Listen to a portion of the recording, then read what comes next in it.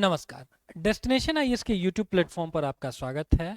और 70वीं बीपीएससी को ध्यान में रखते हुए जो हमारी मेंस आंसर राइटिंग सीरीज है रामबाण, उसके अंतर्गत पॉलिटी वाला जो सेक्शन है उसमें आज एक क्वेश्चन फिर से हम लोग देख रहे होंगे।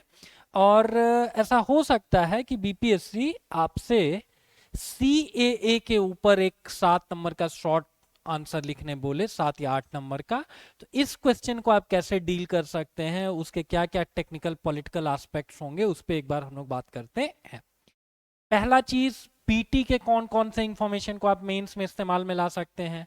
तो पहला चीज जानेंगे कि नागरिकता से संबंधित जो प्रावधान है वो हमारे संविधान के पार्ट 2 में उनका वर्णन किया गया है, और किस आर्टिकल से किस आर्टिकल तक। तो आपको पार्ट 2 में आर्टिकल नंबर 5 से लेकर के आर्टिकल नंबर 11 तक में आपको क्या बताया गया है, नागरिकता संबंधी प्रावधान। उसमें भी आर्टिकल 9 आपको जानना चाहिए, जो आर्टिकल 9 कहता है कि अगर आपने स्वेच्छा से किसी अन्य देश की नागरिकता ग्रहण कर रखी है तो आपको आपकी भारतीय नागरिकता से वंचित किया जा सकता है। आर्टिकल 11 आपको जानना चाहिए, जो संसद को नागरिकता से संबंधित प्रावधानों को बनाने के अनन्य अधिकार देता है। अनन्य अधिकार कहने का मतलब हुआ कि किस व्यक्ति को नागरिकता देनी है, अर्थात वो अर्जित करेगा नागरिकता या नहीं, या कोई व्यक्ति अगर देश विरोधी एक्टिविटीज में इन्वॉल्व है, इंडल्ज है, तो उसकी नागरिकता जाएगी। दैट मीन्स कि उसको वंचित कर दिया जाएगा।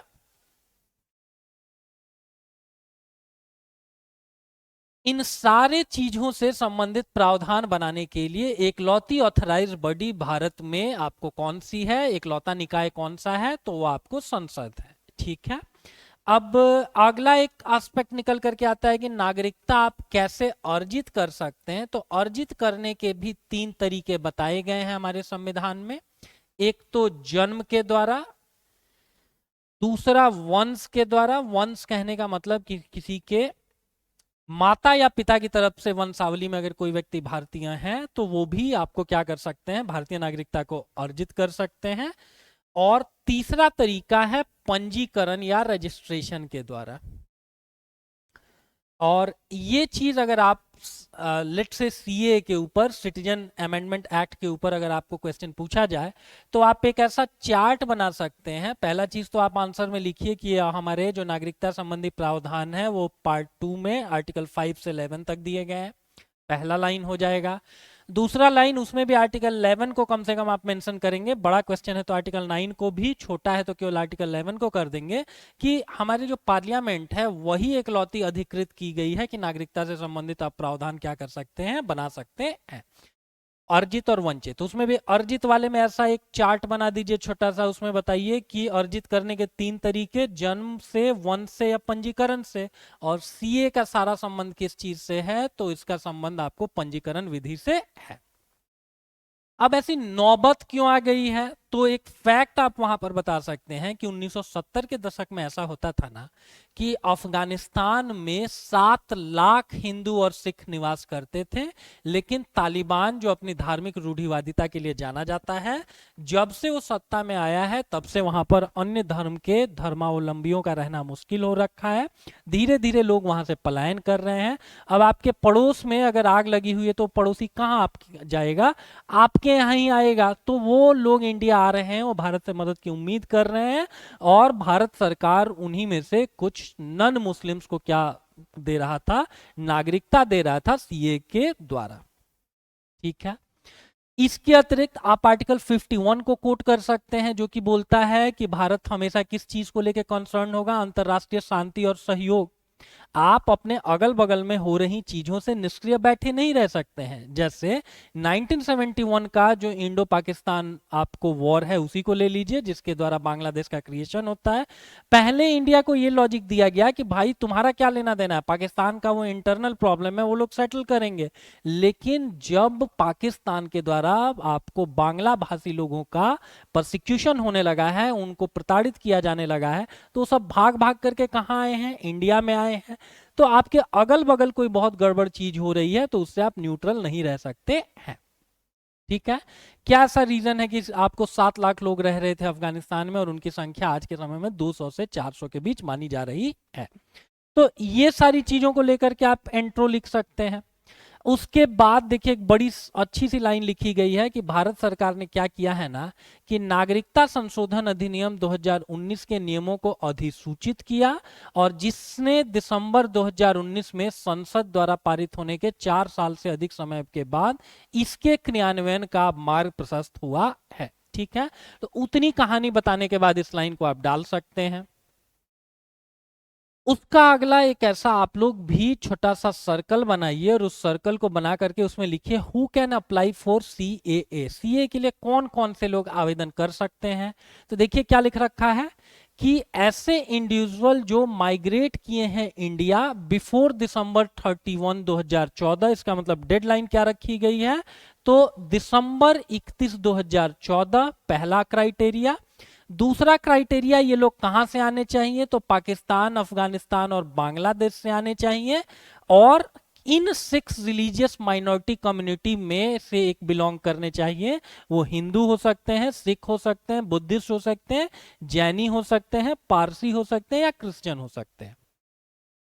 इन 6 कम्युनिटीज में से किसी एक कम्युनिटी से अगर आप बिलोंग करते हैं और इन तीनों देशों में धार्मिक उत्पीड़न के अगर आप शिकार हो रखे हैं, भारत में एक सब्सटेंशियल टाइम से रह रहे हैं, तो आप परमानेंट नागरिकता के लिए क्या कर सकते हैं, आप अप्लाई कर सकते हैं। तो ऐसा आप भी एक छोटा मोटा सर्कल बना करके लिख सकते हैं कि कौन इंडिया में अप्लाई कर सकता है CAA के लिए। अब बात उठता है कि मुसलमानों को क्यों, मुस्लिम कम्युनिटी को क्यों बाहर रखा गया। तो भैया ये तीनों कंट्रीज जो हैं वो मुस्लिम मेजोरिटी कंट्रीज हैं, राइट।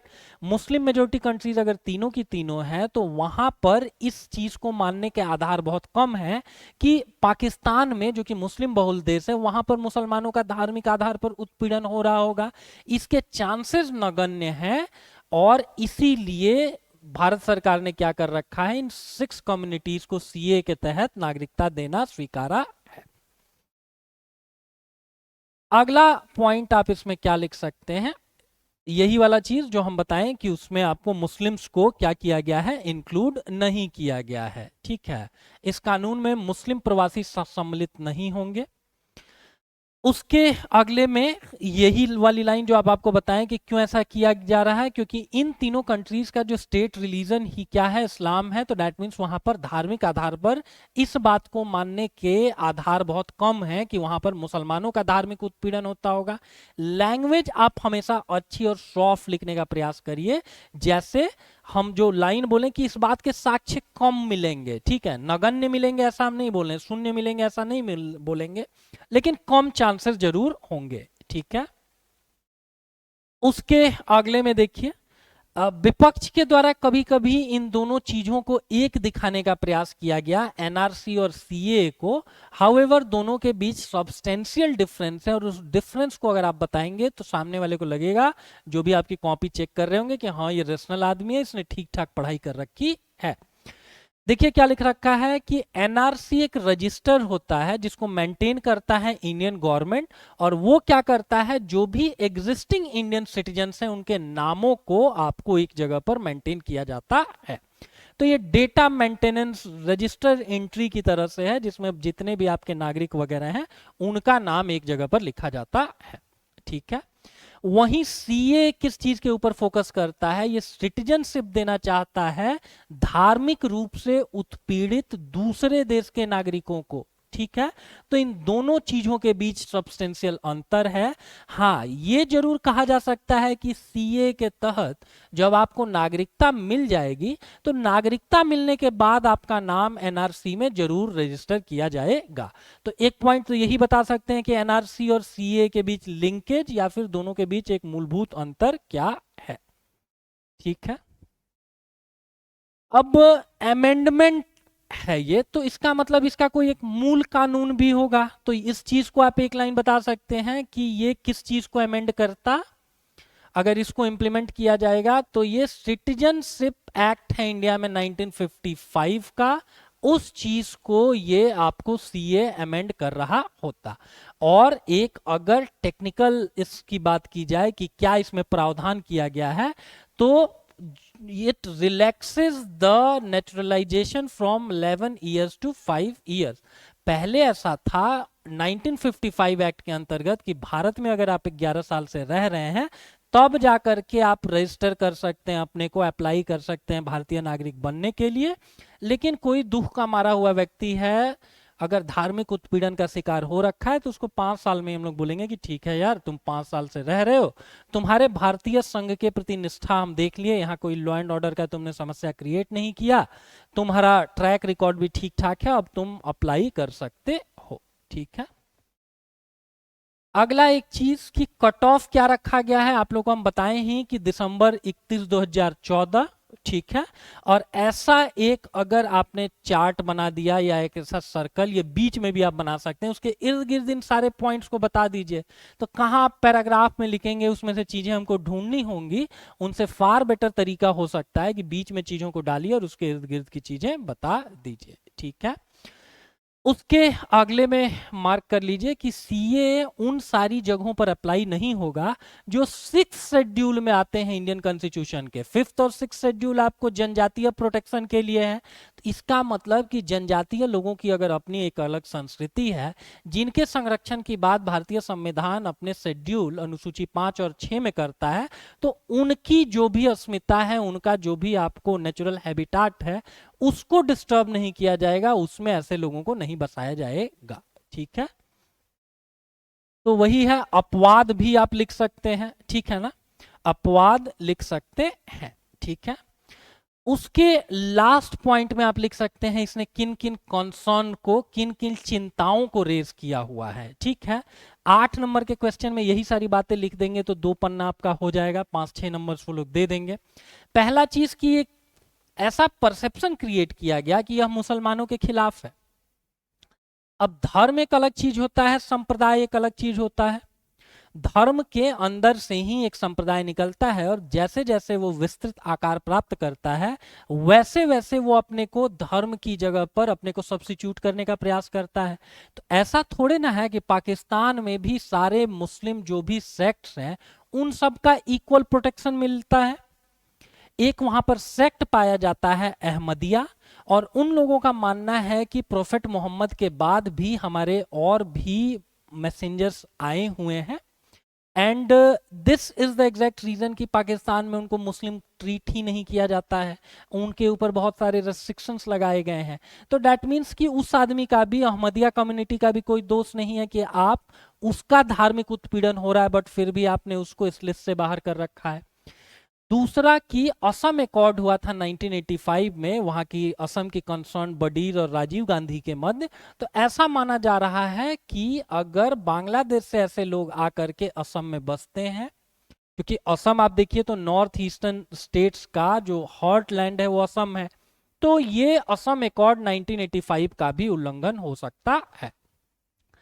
आर्टिकल 14 को भी ये वायलेट कर सकता है। ठीक है, जो विधि के समक्ष समानता की बात करता है। धर्मनिरपेक्षता और सामाजिक एकता, सेक्युलरिज्म हमारे कॉन्स्टिट्यूशन के प्रियम्बल में ही 42वें अमेंडमेंट एक्ट के द्वारा डाला गया, और उस चीज को भी, और सुप्रीम कोर्ट ने भी केशवानंद भारती मामले या अन्य मामलों में बता रखा है कि ये बेसिक डॉक्ट्रीन का एक हिस्सा है, तो इस चीज को भी ये खतरा हो सकता है। और exclusion of few religious communities, जैसे जो आपको चाइना जो तिब्बती ओरिजिन के बुद्धिस्टों के साथ कर रहा है, उनके साथ भी तो गड़बड़ हो रहा है, तो उनको भी आप इस लिस्ट में क्यों नहीं डाल देते हैं। या श्रीलंकन तमिल्स, ठीक है, जिसके कारण उनको लिट्टे वगैरह बनाना पड़ा। तो एक इसका आप आलोचना ये कर सकते हैं कि ये लिस्ट इनकम्प्लीट है, इसमें श्रीलंकन तमिल्स को आपको इंक्लूड करना चाहिए, जिसका तमिलनाडु के लोगों के साथ रोटी बेटी का इवन रिश्ता भी है। जाफना प्रायद्वीप, जो सबसे नॉर्दर्न वाला श्रीलंका है, वहां पर जाफना प्रायद्वीप है, वहीं ये तमिल आबादी रहती है, उसका भी आपको क्या किया जा रहा है, धार्मिक उत्पीड़न किया जा रहा है। या चाइना जो बुद्धिस्टों के साथ करता है। ठीक है, तो इन 5 चिंताओं को अगर आप लिख देंगे और ये जितने पॉइंट्स हमने बताए उन चीजों को अगर आप अपने आंसर में बिठाएंगे, तो देखेंगे कि 7-8 नंबर के क्वेश्चन में आपको लोग बड़े आराम से, अगर आपने टेबुलर फॉर्म ऐसा मेंटेन किया हुआ है, तो 5 या 6 नंबर बहुत इजीली दे देंगे। ठीक है, जो डेटा वेटा आपको बताएं कि अफगानिस्तान में 7 लाख हिंदूज एंड सिख्स पाए जाते थे, but for the time being उनकी संख्या घटकर 200 से 400 के मध्य ही हो रखी है। तो डेटा वेटा भी अगर आप अपने कॉपी में डाल देंगे तो चीज़ें बेटर होंगी। मिलते हैं ऐसे ही किसी आंसर राइटिंग सेशन के साथ। आप लोग भी सीए वाला ये जो क्वेश्चन है, क्वेश्चन नोट डाउन कर लेंगे कि right a short note on CA. इसका आंसर आप लोग लिख करके हमारे ऑफिशियल नंबर्स पे भेज सकते हैं। Thank you. डेस्टिनेशन आईएएस 70वीं बीपीएससी मेंस के लिए इस 28 मई से आपके लिए लेकर आ रहा है एक मेंस आंसर राइटिंग सेशन। इस आंसर राइटिंग सेशन में हम लोग 50 बच्चे ऑनलाइन और 50 बच्चे ऑफलाइन का ही एडमिशन लेंगे, सो दैट हम 72 घंटों के अंदर आपकी कॉपी चेक करके आपको हम रिव्यू दे सके। और इस सीरीज में सबसे महत्वपूर्ण बात यह होगी कि हम लोग आपको ना सिर्फ प्रश्न देंगे बल्कि साथ ही साथ आपको प्रश्नों के मॉडल आंसर भी उपलब्ध करवाएंगे। तो 70वीं बीपीएससी के मेंस को लेकर अगर आप चिंतित हैं तो हो जाइए चिंता मुक्त, क्योंकि 28 मई से आप जुड़ने वाले हैं डेस्टिनेशन आईएएस के साथ। हमारे इस मेंस बैच में एनरोल करने के लिए नीचे दिए गए नंबर पर संपर्क करें।